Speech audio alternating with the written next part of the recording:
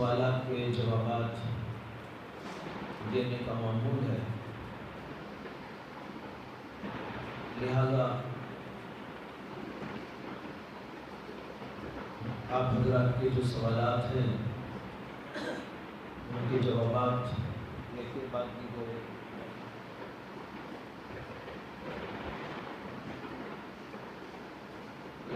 کی طرح عرض کرنے کی کوشش کی جائے گی۔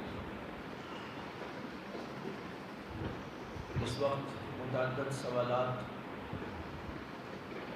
یہاں پر آئے ہوئے ہیں۔ ان میں سے ایک سوال یہ آیا ہے کہ شیخ سے منسلک ہونے کا کیا نفع ہے؟ شیخ سے منسلک ہونے کا کیا نفع ہے؟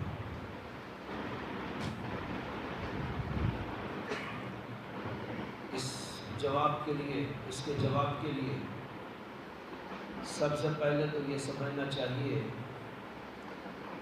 کہ شیخ سے منسلک ہونے کی ضرورت کیا ہے۔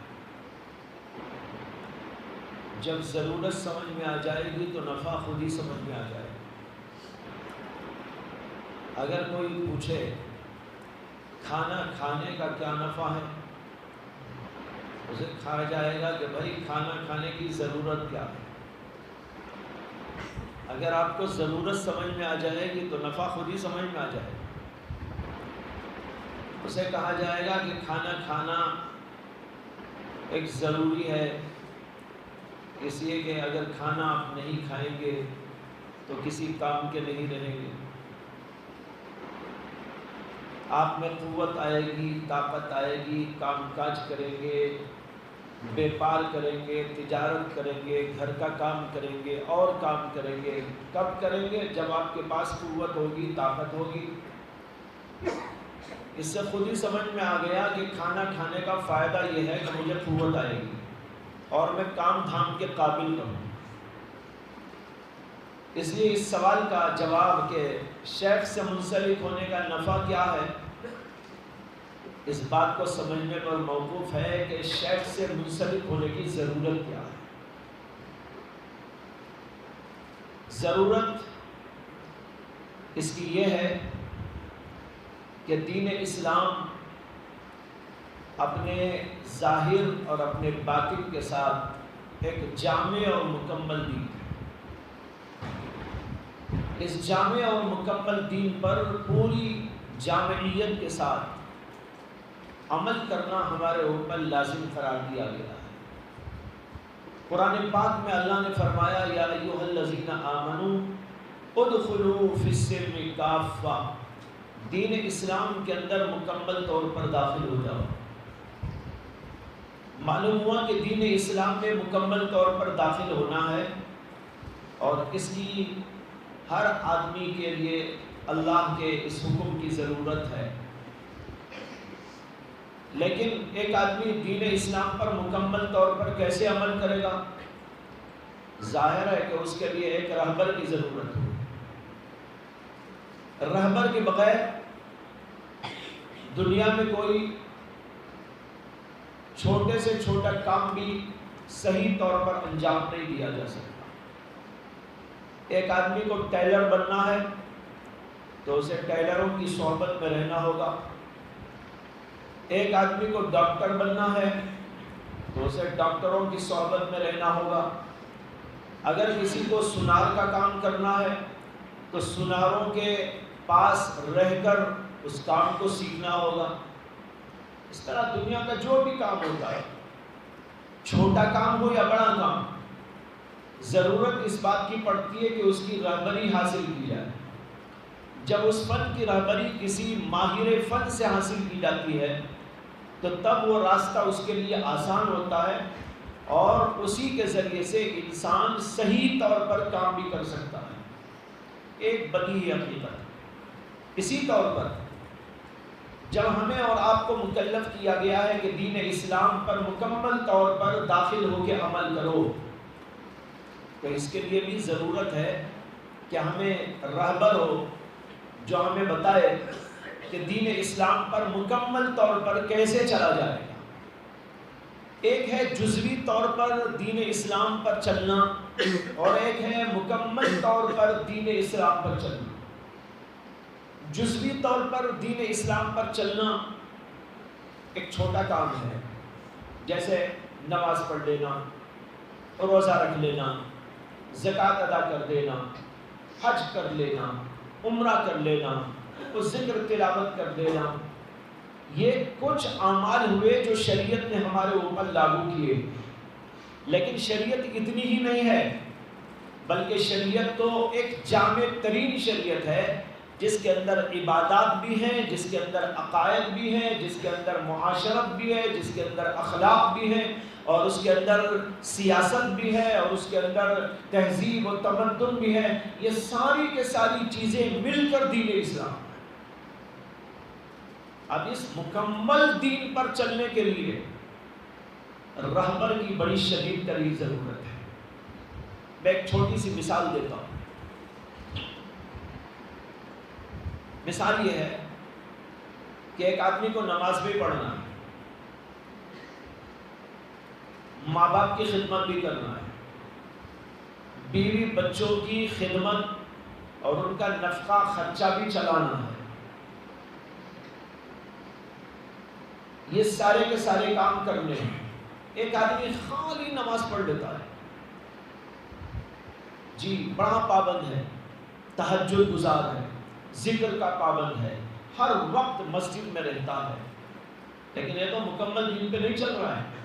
مکمل دین پر چلنے والا وہ ہے جو وقت پر نماز بھی پڑھتا ہے، تہجد گزاری بھی کرتا ہے، ذکر اذکار بھی کرتا ہے، بیوی بچوں کی دیکھ بھال بھی کرتا ہے، ماں باپ کی خدمت بھی کرتا ہے، رشتہ داروں کا حق بھی ادا کرتا ہے، پڑوسیوں کے ساتھ اچھا سلوک بھی کرتا ہے، اسی کے ساتھ اچھے اخلاق برتتا ہے، غصہ کریں کہ نہ کریں اور کیسے لوگوں کے ساتھ میں پیش آئے، ان سب چیزوں کے اوپر اس کی نظر ہوتی ہے اور ان سب چیزوں کے مطابق اس کی زندگی ہوتی ہے۔ آپ بتائیے کہ اتنا سب کچھ کرنے کے لیے اگر رہبر اس کے پاس میں نہ ہوگا تو کیسے کرے گا؟ جی خالی نماز تو پڑھ لے گا، لیکن جب مسئلہ آئے گا بیوی کے ساتھ سلوک کا، جب مسئلہ آئے گا ماں باپ کی خدمت کا، جب مسئلہ آئے گا اخلاق کو برتنے کا، یہاں آ کر آدمی ٹھپ ہو جاتا ہے۔ ہم نے بہت سارے ایسے لوگوں کو دیکھا ہے جن کی تہجد کبھی ناغہ نہیں ہوتی، لیکن ان کا سلوک ان کی بیویوں کے ساتھ میں اچھا ہے۔ ہم نے بے شمار ایسے لوگوں کو دیکھا ہے جو نماز میں خشوع و خضوع کی انتہا کو پہنچے ہوئے ہوتے ہیں، لیکن اس کے باوجود جب لوگوں سے وہ تال میل کرتے ہیں اور لوگوں کے ساتھ سلوک کرتے ہیں تو ایسا بدترین سلوک کرتے ہیں کہ ان کو دیکھ کر آدمی کو نمازی سے نفرت ہو جاتی ہے، بلکہ نمازیوں سے نفرت ہو جاتی ہے۔ کیا نماز ہے، کیا تہجد ہے، کیا ذکر ہے، یہ دیکھو اخلاق کیسے ہیں اس کے، بدترین اخلاق، بکتا ہے، گالی بکتا ہے، الٹی سیدھی بولتا ہے، تو اس کے اخلاق بھی خراب، معاملات خراب، معاشرت خراب۔ اب بتانا مجھ کو یہ ہے کہ ایک آدمی ان سب چیزوں پر پورے طور پر چلنا چاہے تو یہ ایک ایسی دقیق اور نازک ترین چیز ہے کہ یہاں پر رہبر کے بغیر گاڑی نہیں چل سکتی۔ رہبر چاہیے، رہبر اس کو بتائے گا نماز کیسے پڑھے، کب پڑھے، کتنی پڑھے، اور ضرورت پڑے تو بیوی کے ساتھ سلوک کیسا کرے، لوگوں کا حق کیسے ادا کرے، اخلاق کیسے برتے، زبان کو کیسا کنٹرول میں رکھے، اپنے دل کو کیسا کنٹرول میں لائے۔ اسی طریقے پر زندگی کے مختلف احوال میں اللہ کی شریعت پر کس طریقے پر چلے، یہ سارے کا سارا عمل اسی وقت میں درست ہو سکتا ہے جب کہ آدمی کسی کی رہبری میں چلتا ہے۔ تو اس سے معلوم ہوا کہ ہم سب کے لیے اس بات کی ضرورت ہے کہ ہمارے اوپر ایک بڑا ایسا رہبر موجود ہو جو ان ساری چیزوں سے واقف ہو اور وہ ہمیں شریعت کی رہبری کے اندر رہبری دے کہ نماز اور روزہ، حج و زکوٰۃ، اس کے ساتھ معاشرت، اس کے ساتھ اخلاق اور معاملات، یہ سب کے سب کام کس طریقے پر اعتدال کے ساتھ چلتے رہیں گے، ورنہ تو آدمی کبھی ادھر پھسل جائے گا تو کبھی ادھر پھسل جائے گا۔ بعض لوگ ادھر پھسل جاتے ہیں، ادھر پھسل گئے، نماز ہی چھوڑ دی، بیوی کا حق ادا کرنے نماز ختم، ماں باپ کو راضی کرنے ذکر حذف۔ ایک آدمی وہ ہوتا ہے جو اسے بھی اور اسے بھی دونوں کو انجام دیتا ہوا چلتا ہے۔ یہ ہے بھائیو ایک نازک ترین مرحلہ۔ اس نازک ترین مرحلے کو انسان صحیح طور پر اسی وقت میں پورا کر سکتا ہے جبکہ اس کو کسی کی رہبری حاصل ہوتی ہے۔ اگر رہبری حاصل نہیں ہوتی تو وہ ڈگمگاتا رہتا ہے، کبھی ادھر ہو جاتا ہے کبھی ادھر ہو جاتا ہے۔ اسی طرح اخلاق ایک بہت بڑا عنوان ہے کہ ہمارے اندر کیا اخلاق ہونے چاہیے۔ تکبر نہیں ہونا چاہیے، حسد نہیں ہونا چاہیے، کینہ نہیں ہونا چاہیے، بغض نہیں ہونا چاہیے، کسی سے نفرت نہیں ہونا چاہیے، کسی سے عداوت نہیں ہونا چاہیے۔ ایک طرف اس کی جگہ اچھی چیزیں ہمارے اندر ہونی چاہیے، ہمارے اندر تواضع ہونا چاہیے، ہمارے اندر لوگوں کے لیے رحمت ہونا چاہیے، ہمارے اندر لوگوں کے ساتھ اچھا سلوک کرنے کا مادہ ہونا چاہیے، تواضع ہونا چاہیے۔ یہ اس کے مقابلے میں یہ چیزیں۔ اب ظاہر بات ہے کہ ان سب چیزوں کو حاصل کرنے کے لیے کسی رہبر کی شدید ترین ضرورت ہے۔ اگر رہبر نہ ہوگا تو آدمی کو عمر بھر پتہ نہ چلے گا کہ میں کتنا بد اخلاق تھا اور اللہ کے دربار میں گیا تو کیسے میرے لیے بد اخلاقی کی وجہ سے گراوٹ کا معاملہ ہو رہا۔ قرآن کریم نے کہا لا ينفع مال ولا بنون الا من اتى الله بقلب سلیم۔ اللہ تعالیٰ کے پاس قیامت کے دن میں کوئی چیز کام نہیں آئے گی۔ لا ينفع مال ولا بنون، مال بھی کام نہیں آئے گا، اولاد بھی کام نہیں آئے گی۔ خلاصہ یہ ہے کہ کوئی چیز کام نہیں آئے گی الا من اتى الله بقلب سلیم، مگر یہ کہ کوئی آدمی قلب سلیم لے کر جائے۔ قلب سلیم وہ جس کے اندر پاکیزگی ہو، جس کے اندر طہارت ہو، جس کے اندر نیکیاں ہو، جس کے اندر خوبیاں ہو، جس کے اندر بدیاں نہ ہو، جس کے اندر شر کا کوئی عنصر نہ ہو، ایسا پاکیزہ دل لے کے جانا ہے۔ اب ایسا پاکیزہ دل بیٹھے بیٹھے کیسے بن جائے گا؟ تو معلوم ہوا کہ ان سب چیزوں کے حصول کے لیے رہبری کی ضرورت ہے، اور یہ چیزیں صرف پڑھ لینے سے نہیں آتی بلکہ کرنے سے آتی ہے۔ اس کو ایک مثال سے سمجھیے کہ ایک آدمی ڈرائیور بننا چاہتا ہے، کار کی ڈرائیونگ سیکھنا چاہتا ہے۔ اس نے کہا بھائی کار کی ڈرائیونگ پر تو کتابیں لکھی ہوئی ہیں، میں ایک کتاب لوں گا اور اس کو پڑھ لوں گا، پڑھ لینے کے بعد کار خریدوں گا، خرید کر 10 لاکھ کی 20 لاکھ کی بہترین کار، اور میں یہاں سے مدراس جاؤں گا۔ کیا خیال ہے آپ کا، پہنچ جائے گا؟ جی پہنچ جائے گا، لیکن کہیں اور پہنچ جائے گا، اس لیے کہ اس نے مشق نہیں کی ہے۔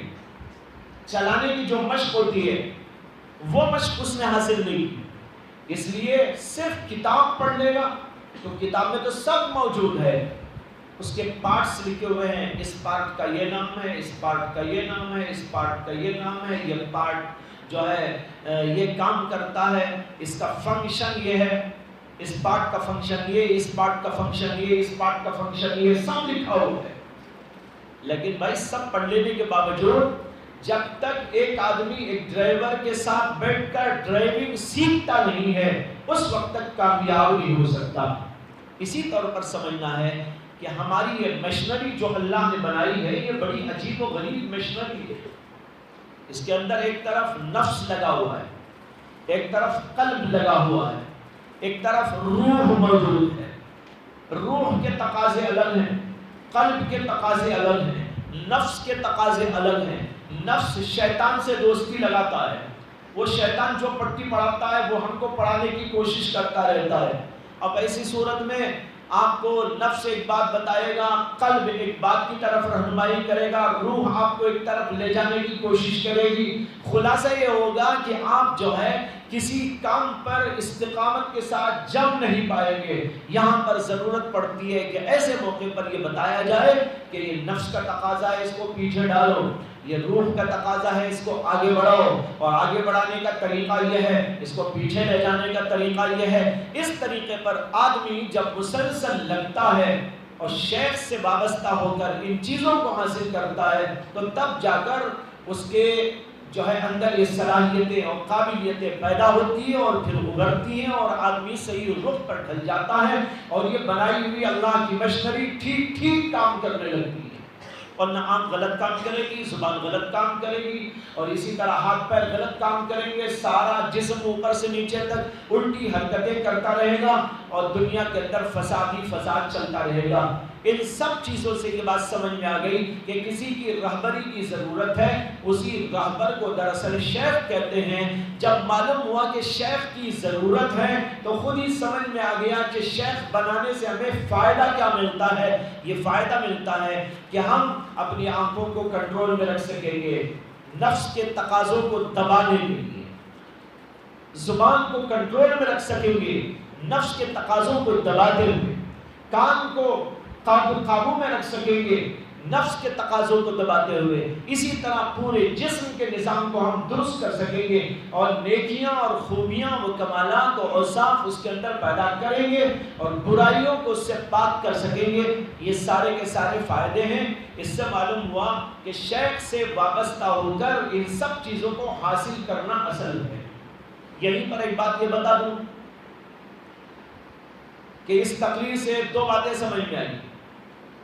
ایک تو یہ سمجھ میں آیا کہ شیخ کیوں بنایا جاتا ہے، ضرورت کیا ہے۔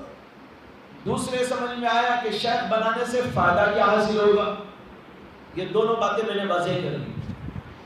اب ایک بات یہ عرض کرنا چاہتا ہوں کہ یہ فائدہ شیخ سے اسی وقت میں حاصل ہو سکتا ہے جبکہ شیخ سے باقاعدگی کے ساتھ میں استفادہ کیا جائے گا، ورنہ خالی ہاتھ میں ہاتھ دے کر اپنے گھر میں بیٹھے رہے اور جو کہا جائے، سنایا جائے، بتایا جائے، ہدایات دی جائیں، اس کے اوپر کوئی عمل نہ کیا جائے تو ایسا شیخ سے وابستہ ہو کر 100 برس بھی گزر جائیں گے تو حاصل کچھ نہیں ہوگا۔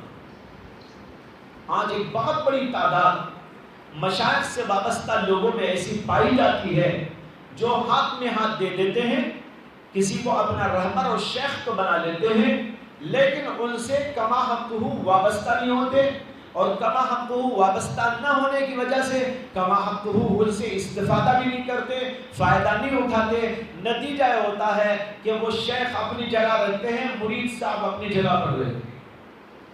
تو اس سے معلوم ہوا کہ ہمیں کوشش کرنی چاہیے، اس کے لیے کچھ محنت، کچھ لگن، کچھ طلب اپنے اندر پیدا کرنی چاہیے، ورنہ صرف بیان سے، صرف کچھ باتوں کے سن لینے سے ہاں اتنا فائدہ تو ہوتا ہے کہ جذبہ پیدا ہوگا اور کچھ باتوں کی اصلاح ہو جائے گی، لیکن عملاً جب تک اس کو اختیار نہیں کیا جائے گا مکمل طور پر فائدہ نصیب نہیں ہوتا۔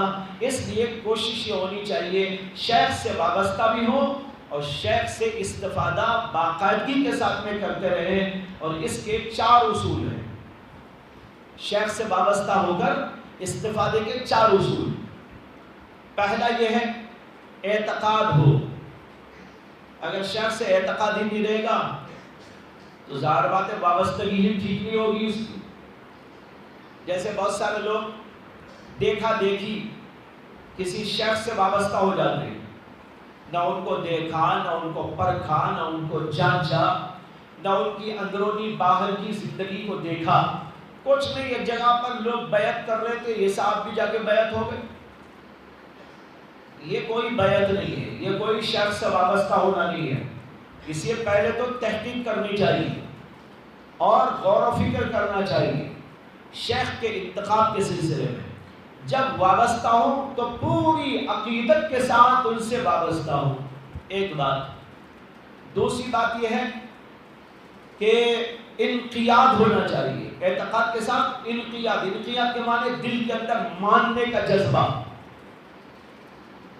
جو شیخ کہے اسے مانے، اس کی بات کو قبول کرے. اگر اعتقاد ہے لیکن بات ہی نہیں مانتا شیخ کی تو فائدہ کیا ہوگا. اور تیسری بات یہ ہے کہ شیخ کو اپنے حالات کی اطلاع دیتا رہے. اگر اطلاع نہیں دے گا تو کوئی ضروری نہیں کہ ہر شیخ کو الہام ہو جایا کرے، کشف ہو جایا کرے اور اس کو حالات معلوم ہو جائے. بہت سارے لوگوں کے حالات شیخ کو معلوم نہیں ہوتے، بلکہ اکثر ایسے ہی ہوتا ہے کہ معلوم نہیں ہوتے. وہاں ضرورت اس کی ہے کہ مرید خود اپنے حالات کو پیش کرے. میرے اندر یہ عیب ہے، میرے اندر یہ کھوٹ ہے، میں ایسا کرتا ہوں، نماز کے اندر سستی، نماز کے اندر غفلت، میرے اندر یہ گناہوں کا مادہ اور یہ گناہ کی طرف یہ چیزیں، یہ سب چیزیں شیخ کو بتا کر اس کی اصلاح لینا چاہیے. اور جب شیخ اس کے بارے میں بتائے اس کا اتباع کرے. یہ 4 باتیں ہوگی: اعتقاد و انقیاد، اطلاع و اتباع. یہ حضرت تھانوی کے الفاظ ہیں، یاد رکھ کر لیجئے. اعتقاد و انقیاد، اطلاع و اتباع. ایک اطلاع دینا چاہیے، پھر اطلاع پر جو شیخ کی طرف سے بتایا جائے اس کی اتباع کرنا چاہیے. جب یہ 4 باتیں ہوں گی تب جا کر شیخ سے صحیح استفادہ ہوگا اور شدہ آدمی کے اندر اصلاح کی بات پیدا ہوتی جائے گی. آنکھیں قابو میں آنے لگیں گی، دل قابو میں آنے لگے گا، اور چیزوں پر کنٹرول ہوتا جائے گا. نمازوں کا ذوق اور شوق پیدا ہو جائے گا. اللہ کا نام لیے بغیر اسے چین نہیں آئے گا.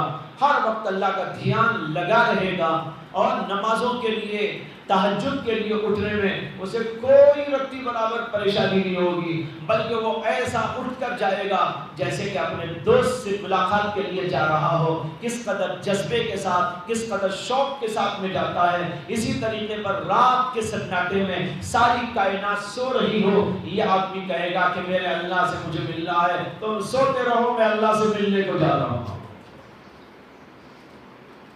یہ ہے بھائیو فائدہ. اس سے پوری بات الحمدللہ واضح ہو گئی کہ شیخ سے منسلک ہونے کا کیا نفع ہوتا ہے.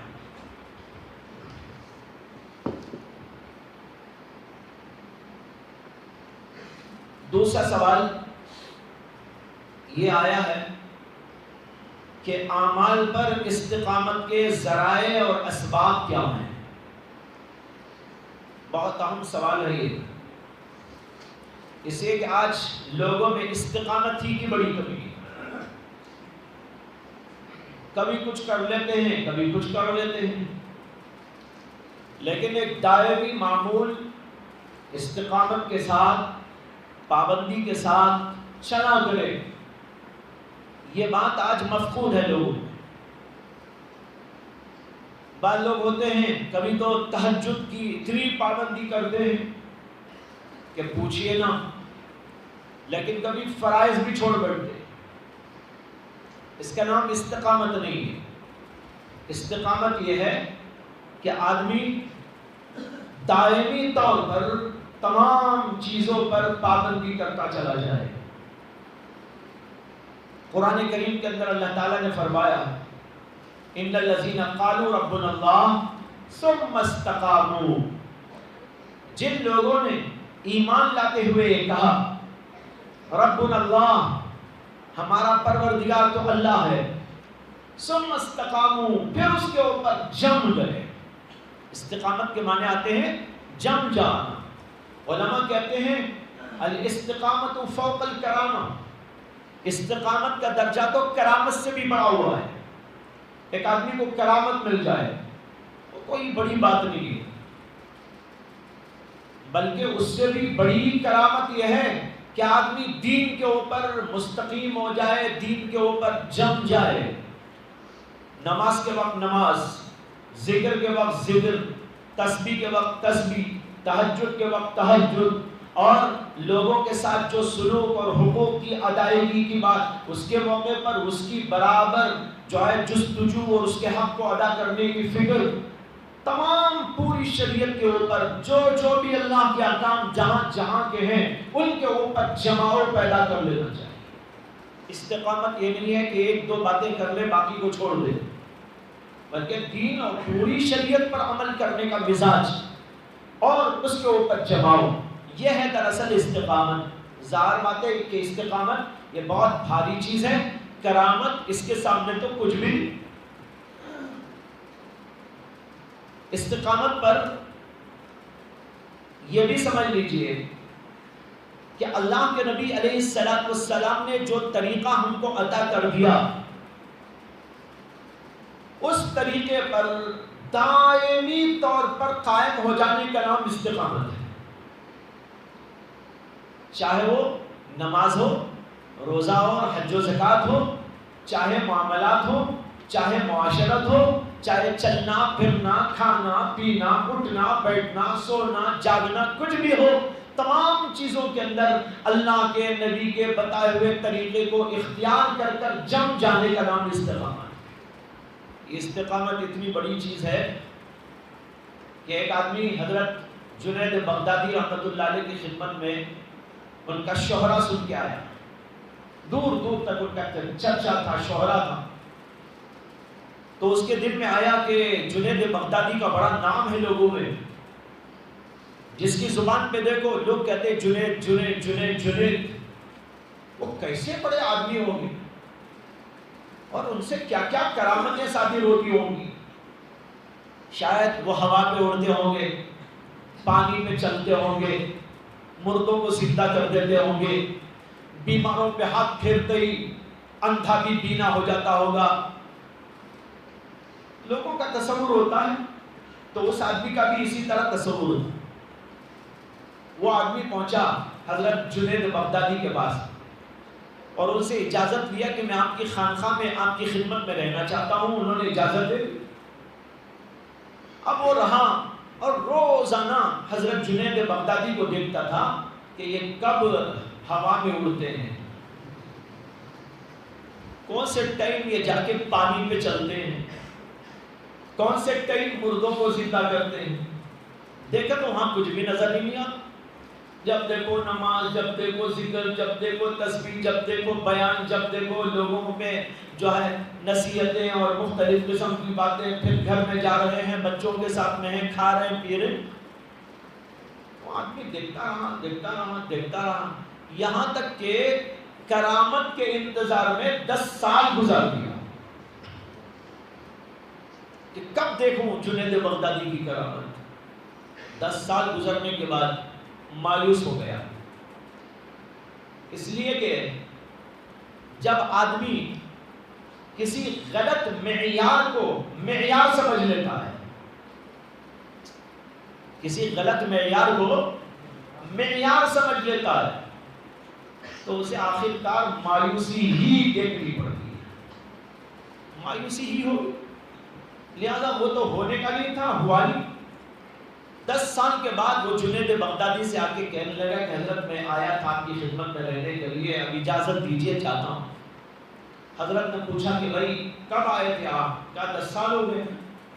کہا 10 سال سے تم نے یہاں رہ کر کیا کیا؟ کہا حضرت یہ دیکھ رہا تھا کہ آپ سے کیا کرامت صادر ہوگی، لیکن کوئی کرامت ہی میں نے نہیں دیکھی۔ حضرت کو جوش آ گیا۔ حضرت جنید بغدادی کہنے لگے اچھا میری کوئی کرامت نہیں دیکھی، یہ بتاؤ کہ 10 سال کے اس عرصے میں جنید سے کوئی کام خلاف سنت ہوتے ہوئے دیکھا؟ اب وہ سوچنے لگا، سوچ کے کہنے لگا کہ نہیں ایسا تو کچھ نہیں دیکھا، جو بھی دیکھا سنت کے عین مطابق دیکھا، شریعت کے قانون کے مطابق دیکھا۔ تو حضرت جنید بغدادی کہنے لگے جنید کی اس سے بڑی کیا کرامت،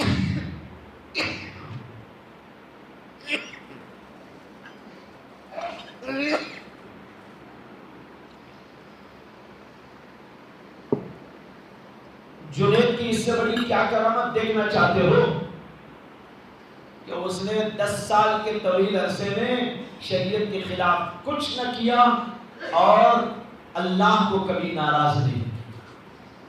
تو یہ ہے بھائیو استقامت۔ لیکن اب سوال یہ ہے کہ استقامت پیدا کیسے ہوتی ہے، اس کے اسباب کیا ہیں، ذرائع کیا؟ یہ بہت اہم سوال ہے۔ اس کا جواب یہ ہے کہ اس کے بہت سارے اسباب ہیں، اور کوئی ضروری نہیں کہ سارے ہی اسباب آدمی اختیار کرے، کوئی ایک سبب کو اختیار کرے، کوئی کسی اور سبب کو اختیار کرے۔ اس کے لیے سب سے پہلی بات تو یہ ہے کہ ہمیں دین پر چلنے اور دین پر قائم ہونے کی فضیلت معلوم ہونا چاہیے، اور اس کا فائدہ اور اس کا نفع ہمارے ذہن میں آنا چاہیے کہ دین پر ہم چلیں گے، دین کے اوپر استقامت کے ساتھ میں جاری و ساری رہیں گے تو اس کا ہمیں ثمرہ اور پھل کیا ملے گا۔ سب سے پہلے تو ذہن میں یہ ہو اسے کہ ہم جانتے ہیں کہ جب بھی کسی چیز کا فائدہ سامنے ہوتا ہے تو آدمی اس کی طرف لپکتا ہے۔ اگر پتہ ہی نہ ہو کہ بھئی یہ کر رہا ہوں تو اس سے ملے گا کیا مجھے، تو آدمی جو ہے وہیں پر بات کو ختم کر دیتا ہے۔ اسی لیے قرآن و حدیث کے اندر بہت ساری چیزوں کے بڑے فوائد بتائے گئے، استقامت کے فائدے بھی بتائے گئے۔ جو آیت میں نے ابھی پڑھی آپ کے سامنے اسی میں ہے، ان الذین قالوا ربنا اللہ ثم استقاموا تتنزل علیہم الملائکۃ الا تخافوا ولا تحزنوا وابشروا بالجنۃ التي کنتم توعدون نحن اولیاؤکم فی الحیاۃ الدنیا وفی الآخرہ وَلَكُمْ فِيهَا مَا تَشْتَهِي أَنفُسُكُمْ وَلَكُمْ فِيهَا مَا تَدَّعُونَ نُزُلًا مِّنْ غَفُورٍ رَحِيمٍ۔ یہ آیتیں، یہ پوری آیتیں استقامت ہی کی فضیلت میں آئی، اس کے برکات اور اس کے منافع کا اس کے اندر ذکر کیا گیا ہے۔ ترجمہ کرتا ہوں تاکہ ہم سب لوگ سن لیں اور ہمارے اندر استقامت پیدا کرنے کی ہم جستجو کریں، اس لیے کہ اس کے بڑے فوائد، بڑے برکات ہیں، بڑے عظیم برکات و فوائد ہیں۔ اللہ نے کہا کہ جو لوگ یہ کہتے ہیں کہ ہمارا پروردگار اللہ ہے، ثم استقاموا، پھر استقامت کے ساتھ جم جاتے ہیں، یعنی دین پر اچھی طرح قائم ہو جاتے ہیں، کیا فائدہ ہوگا ان کا؟ کہتے ہیں تتنزل علیہم الملائکہ، ان کے اوپر اللہ کے فرشتے نازل ہوتے ہیں۔ کیا فائدہ ہے؟ تتنزل علیہم الملائکہ، اللہ کے فرشتے ان کے پاس میں آتے ہیں اور ان کے اوپر نازل ہوتے ہیں۔ یہ ہے موت کے وقت کا بیان۔ جب آدمی استقامت کے ساتھ زندگی گزار کر مرنے کے وقت ہوتا ہے تو ایسے وقت میں اللہ اپنے فرشتوں کو بھیجتے ہیں کہ جاؤ میرے بندے کو خوشخبری سناؤ۔ اب فرشتے آتے، تتنزل علیہم الملائکہ، آ کر کیا کہتے ہیں؟ اللہ تخافوا ولا تحزنوا وابشروا بالجنۃ التي کنتم توعدون۔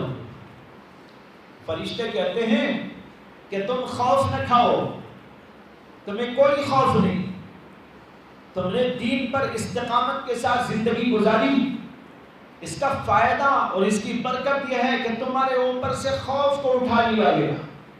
قرآن میں اللہ نے اہل اللہ کے بارے میں کہا ہے، الا ان اولیاء اللہ لا خوف علیہم ولا هم یحزنون، اللہ کے ولیوں پر کوئی خوف نہیں اور وہ کبھی غمگین نہیں ہوں گے۔ یہاں پر بھی اللہ کے ولیوں کا ذکر ہے، وہی اللہ کے ولی تو یہ بھی ہیں جو دین پر استقامت کے ساتھ میں چلتے رہے، ہر وقت دین کی فکر میں لگے رہے، یہاں تک کہ موت کا وقت آ گیا۔ اب موت کے وقت اللہ کے فرشتے ان سے کہتے ہیں اللہ تخافوا، خوف نہ کرو، تمہارے اوپر کوئی خوف نہیں، ولا تحزنوا، اور غم بھی نہ کرو۔ خوف میں غم میں تھوڑا فرق ہے۔ خوف کا جو تعلق ہوتا ہے وہ اگلی زندگی سے ہوتا ہے، اور غم کا تعلق پچھلی زندگی سے ہوتا ہے۔ خوف کا تعلق آگے کی زندگی سے، مستقبل کی زندگی سے، اور حزن کا، غم کا تعلق پچھلی زندگی سے ہوتا ہے۔ اس کو ایک مثال سے سمجھ لیجئے. آپ کہتے ہیں میرا مال چوری ہو گیا، اس کا غم ہے. اب یہ پچھلی زندگی کی بات ہے نا. غم جو ہو رہا ہے کون سی زندگی کا؟ پچھلے دور میں ایک واقعہ پیش آیا کہ چوروں نے چوری کر لی، اب غم ہو رہا ہے. تو پچھلی زندگی سے غم کا تعلق. خوف جو ہوتا ہے وہ اگلی زندگی سے. آپ کہتے ہیں مجھے خوف ہے کہیں دشمن نہ بیٹھا ہو، یہ اگلی زندگی کے بارے میں نا. تو دیکھیے اگلی زندگی کے بارے میں خوف ہوتا ہے، پچھلی زندگی کے بارے میں غم ہوتا ہے. اللہ کے فرشتے ان بندوں سے کہتے ہیں اللہ تخافوا ولا تحزنوا، کہ خوف بھی نہ کرو غم بھی نہ کرو. علماء نے اس کی تفسیر میں لکھا ہے کہ ان دو لفظوں کا خلاصہ اور مطلب یہ ہے کہ ان سے یوں کہا جائے گا اگلی تمہاری جو زندگی ہے اس میں تمہارے اوپر کوئی خوف نہیں، بے خوف جاؤ یہاں سے. کوئی خوف نہیں تمہارے اوپر، جہنم کا خوف نہیں، عذاب کا کوئی خوف نہیں، اللہ کی ناراضگی کا کوئی خوف نہیں. یہاں سے تم بے خوف بے خطر چلے جاؤ. اور تمہیں غم بھی اس لیے نہیں کہ پچھلی زندگی تمہاری بڑی بہترین گزری. غم کی کیا بات ہے؟ نماز والی زندگی، ذکر والی زندگی، عبادت والی زندگی، ریاضت والی زندگی، حقوق کی ادائیگی والی زندگی، حلال و حرام کی تمیز والی زندگی، سنتوں کی پابندی کی زندگی. ایسی زندگی گزار کے جا رہے ہو تو پچھلی زندگی پر تمہیں کبھی غم بھی نہیں ہو. کتنا بڑا فائدہ ہے بھائیوں. اللہ کے فرشتے نازل ہو کے ان کو کہتے ہیں اللہ تخافوا ولا تحزنوا. دو باتیں. اور تیسری بشارت ان کو سنائی جائے گی وَأَبْشِرُوا بِالْجَنَّةِ الَّتِي كُنْتُمْ تُوعَدُونَ، اور بشارت لو اس جنت کی جس کا تم سے وعدہ کیا جاتا تھا اور تم یقین کرتے تھے کہ جنت ملے گی جنت ملے گی. اب سنو وہ جنت تم کو ملنے والی ہے. أَبْشِرُوا بِالْجَنَّةِ الَّتِي كُنْتُمْ تُوعَدُونَ. اور فرشتے کہتے ہیں نحن اولیاؤکم فی الحیات الدنیا وفی الآخرہ، ہم تمہارے دوست ہیں دنیا کی زندگی میں بھی آخرت میں بھی. یہاں بھی ہم تمہارے ساتھ ہیں، تمہاری حفاظت کر رہے ہیں، تمہیں فائدہ پہنچا رہے ہیں، تمہارے دل کو تسلی دے رہے ہیں. تم کہیں ڈگمگا جاؤ تو وہاں تم کو ٹھیک کرنے کی کوشش کر رہے ہیں. ہم تمہارے دوست دنیا کی زندگی میں بھی ہیں، اس لیے کہ تم اللہ کے لیے استقامت کے ساتھ رہنا چاہتے تھے، کہیں ڈگمگا نہ جائیں، اس لیے ہم ساتھ رہ کر تمہیں جو ہے صحیح راستہ دکھاتے رہتے ہیں. اور پھر آخرت جب آئے گی وہاں بھی ہم تمہارے دوست ہیں. نحن اولیاؤکم فی الحیات الدنیا وفی الآخرہ ولکم فیہا ما تشتہی انفسکم وَلَكُمْ فِيهَا مَا تَدَّعُونَ، اور تمہیں جنت میں وہ سب کچھ ملے گا جو تم چاہو گے اور وہ سب کچھ ملے گا جو تم مانگو گے. دو لفظ ہیں اس میں. وَلَكُمْ فِيهَا مَا تَشْتَهِي أَنفُسُكُمْ، جو بھی تمہارا نفس چاہے گا وہ بھی تمہیں ملے گا. وَلَكُمْ فِيهَا مَا تَدَّعُونَ، اور جو مانگو گے وہ بھی ملے گا.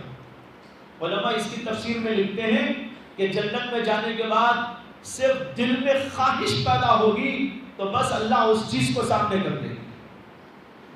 کسی کو خواہش ہوگی میں فلاں پھل کھاؤں، اسے جانا نہیں پڑے گا، کچھ کام دھام نہیں کرنا پڑے گا، دل میں خواہش پیدا ہوتے ہی اللہ وہ چیز اس کے سامنے لا کر رکھ دے گی، اور جو مانگو گے وہ بھی ملے گا.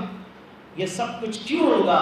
کہتے ہیں نزولا من غفور الرحیم، غفور الرحیم پروردگار کی جانب سے تمہاری میزبانی کے طور پر ہوگا.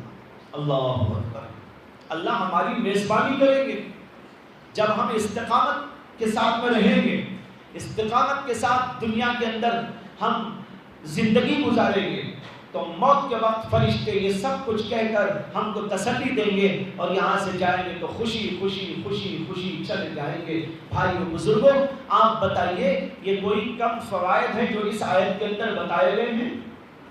جس آدمی کے ذہن کے اندر یہ اچھی طرح بیٹھ جائے کہ دین پر استقامت کا یہ فائدہ ہے، فرشتے میرے دوست دنیا میں بھی آخرت میں، اور یہ کہ مرتے وقت یہ مجھے مجھے سنائے جائیں گے، خوف نہیں، غم نہیں، جنت کی بشارت اور جنت میں سب کچھ تم کو ملے گا اور یہ سب کچھ بطور مہمان نوازی کے ہوگا، یہ سب کچھ اگر ہمارے ذہن کے اندر موجود ہوگا تو کیوں لپک لپک کے نہیں جائیں گے استقامت اپنے اندر پیدا کرنے کے لیے۔ تو سب سے بڑا اہم اصول یہ ہے کہ استقامت اپنے اندر پیدا کرنے کے لیے ہمیں یہ فائدے معلوم ہونا چاہیے۔ کچھ فائدے آپ کے سامنے میں نے ذکر کر دیے آیت کی روشنی میں۔ ایک کام، دوسرا کام یعنی دوسرا سبب اور ذریعہ جس سے کہ انسان کے اندر استقامت پیدا ہوتی ہے وہ ہے ہمت کرتے ہوئے کام کو آگے بڑھانے سے۔ جو آدمی ہمت ہار جاتا ہے وہ آدمی کبھی استقامت اپنے اندر پیدا نہیں کر سکتا۔ چھوٹا کام ہو یا بڑا کام، آدمی کو ہمت سے کام لینا چاہیے، گناہ کے چھوڑنے کی ہمت کر لیں، دین پر چلنے کی ہمت کر لیں، نماز کی پابندی کی ہمت کر لیں، نیند کی قربانی کی ہمت کر لیں۔ ذرا سی ہمت کرنے کی ضرورت پڑتی ہے۔ جب آدمی ہمت کرتا ہے اللہ تبارک و تعالیٰ اس کے لیے راہیں کھول دیتے ہیں۔ اس لیے دوسرا اصول یا دوسرا ذریعہ استقامت پیدا کرنے کا یہ ہے کہ دل مانے کہ نہ مانے ہمت کر کے آگے بڑھے۔ کبھی یہ نہ سوچے میں کیسا کر سکوں گا۔ میں نے بعض لوگوں کو یہ کہتا ہوا سنا کہ بھائی اللہ کا ولی بننا تو بڑے بڑے لوگوں کا کام ہے، ہم کہاں کر سکتے ہیں۔ یہ ہمت ہار دینے کی بات ہے۔ ہر مومن اللہ کا ولی بن سکتا ہے۔ حضرت اشرف علی تھانوی رحمۃ اللہ علیہ فرمایا کرتے تھے نبوت کا دروازہ تو بند ہو گیا، ولایت کا دروازہ کبھی بند نہیں ہوگا، قیامت تک کے لیے اللہ نے کھلا رکھا۔ تو کیا گھبرانے کی بات، کیا پریشانی کی بات، ذرا سی ہمت کرنا ہے اور ہمت سے کام لے کے جب آگے بڑھ جاتے ہیں تو بھائی اللہ مدد کرتے ہیں اور دروازے کھول دیتے ہیں۔ دنیا میں آج لوگ کیا کیا نہیں کر رہے ہیں۔ آپ جو لوگ کبھی پلین میں نہیں بیٹھتے ہیں نا، وہ پہلی دفعہ ایروپلین میں بیٹھیں گے تو بڑی پریشانی ہوگی۔ ہم بھی جب پہلی دفعہ گئے تو دل اندر سے جو ہے پریشان ہونے لگا، پتہ نہیں کیا ہو جائے گا، کیا ہو جائے گا، عجیب و غریب کیفیت ہے۔ دماغ جو ہے پریشانی کی وجہ سے جو ہے نہ اطمینان کر رہا ہے نہ کچھ، دل دھڑک رہا ہے۔ لیکن اس کے بعد ہمت کر لی، ایک بار گئے، دو بار گئے، اب اس کے بعد جاتے ہی سو جاتے ہیں۔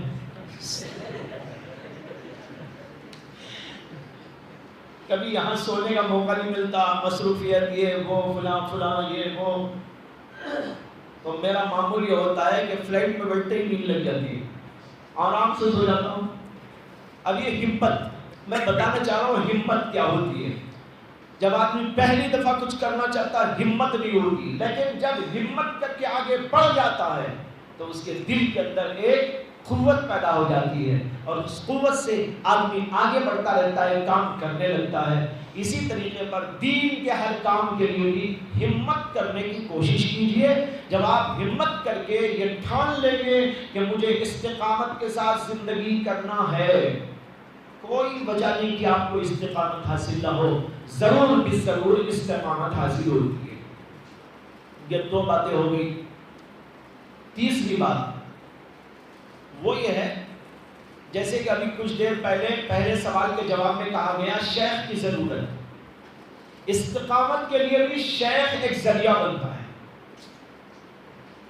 استقامت کے لیے بھی شیخ ایک بہت بڑا ذریعہ ہے۔ ایک صاحب کو جو ہے میں کہتا تھا، جب ان کی طرف سے بات کہی جاتی تھی کہ آنکھیں اٹھ جاتی ہیں، آنکھیں اٹھ جاتی ہیں، غیر محرموں کو دیکھنے لگتا ہوں، لیکن استغفار کرتا ہوں، توبہ کرتا ہوں، پھر بھی اس کے باوجود ایسے ہی ہوتا رہتا ہے، تو ان سے بار بار کہتا تھا بھائی ہمت کرو، ہمت کرو، ہمت کرو۔ ایک بار انہوں نے مجھے آ کر کہا کہ کئی سال پہلے سے میں یہ بات عرض کرتا آ رہا ہوں لیکن الحمدللہ اب چند مہینوں سے یہ کیفیت مجھے حاصل ہو گئی کہ غیر محرم سامنے آتے ہی خود آنکھیں نیچے ہو جاتی ہیں۔ پہلے ایسا نہیں ہوتا تھا، بلکہ دیکھنے کو جی چاہتا تھا، باوجود جو ہے کوشش کے آنکھوں کو نیچا رکھنے میں کامیاب نہ ہوتا تھا۔ انہوں نے ایک جملہ اور بھی کہا کہ جب لوگ مجھے کہتے تھے، یعنی میرے بڑے، کہ بھائی ہمت کرو، آنکھیں نیچے رکھو، مت دیکھو، تو میرے دل میں ان لوگوں کے بارے میں بدگمانی پیدا ہوتی تھی کہ یہ لوگ بھی ایسا کرتے ہیں کیا؟ بولتے تو ہیں ایک عورت آ رہی ہے، یہ نہ دیکھ کے نیچے رکھے آنکھیں، ایسا ہو بھی سکتا ہے کیا؟ وہ کہتے تھے مجھے بدگمانی ہوتی تھی ان کے بارے میں کہ خالی بولتے بھی ہیں خود کرتے بھی ہیں۔ وہ کہنے لگے آج الحمدللہ بتانے اور سمجھانے اور بار بار ہمت دلانے کا نتیجہ یہ ہوا کہ اب آنکھیں خود بخود نیچی ہو جاتی ہیں، دیکھنے جی نہیں چاہتا۔ انہوں نے کہا اب مجھے دل کہہ رہا ہے کہ باقی جو لوگ مجھے کہتے تھے وہ ایسا کرتے بھی ہوں گے، پہلے بدگمانی ہوتی تھی۔ تو دیکھیے شیخ بھی ایک ذریعہ بنتا ہے اسلام کا، استقامت کا، دین پر جماؤ کا، اس لیے مشائخ سے وابستہ ہو کر رہنا چاہیے، اور مشائخ سے وابستگی کی جو پوری کیفیت اور حالت ہے وہ میں عرض کر چکا ہوں، اس کو سامنے رکھنا چاہیے۔ اور چوتھی بات، دین پر استقامت کے لیے اہل استقامت سے دعا کرانا چاہیے۔ سمجھ میں آئی نا بات؟ دین میں استقامت کے لیے اہل استقامت سے دعا بھی کرانا چاہیے۔ حضرت آپ دعا کیجئے مجھے استقامت نصیب ہو جائے، میرے اندر جماؤ پیدا ہو جائے، اس لیے کہ اہل اللہ کی دعائیں لگ جاتی ہیں بیڑا پار ہو جاتا ہے۔ لیکن وہ سب کر کے دعا کرائیے گا، ورنہ تو وہی قصہ ہو جائے گا جو پہلے بھی سنا چکا ہوں۔ ایک صاحب ایک بزرگ سے کہا کرتے تھے حضرت دعا کر دیجئے بچے نہیں ہو رہے، بچے ہو جائیں۔ حضرت دعا کر دیتے تھے اللہ آپ کو نیک صالح اولاد عطا کرے، بار بار دعا کرائی جاتی تھی، بزرگ دعا بھی کر دیتے۔ کئی سالوں کے بعد ایک دن انہوں نے پوچھ لیا بھائی کئی سال سے آپ دعا کر رہے ہیں بچے نہیں ہوئے، آپ کو کتنے سال ہوئے شادی ہوئے؟ کہنے لگے حضرت ابھی نہیں ہوئی۔ ارے بھائی شادی پہلے کرو، دعا بعد میں کراؤ۔ اسی طریقے پر یہ جو باتیں میں نے عرض کی ہیں ان کو اختیار کرو اور پھر بزرگوں سے دعا کراؤ۔ جب استقامت کے لیے اہل استقامت دعا کریں گے اور آپ ہاتھ پیر مارتے ہوئے چلتے رہیں گے، اللہ آپ کے ہاتھ پیر کو جماؤ عطا فرما دے گا۔ یہ 5 اصول اس وقت جو ذہن میں آ گئے وہ آپ حضرات کے سامنے عرض کر دیے۔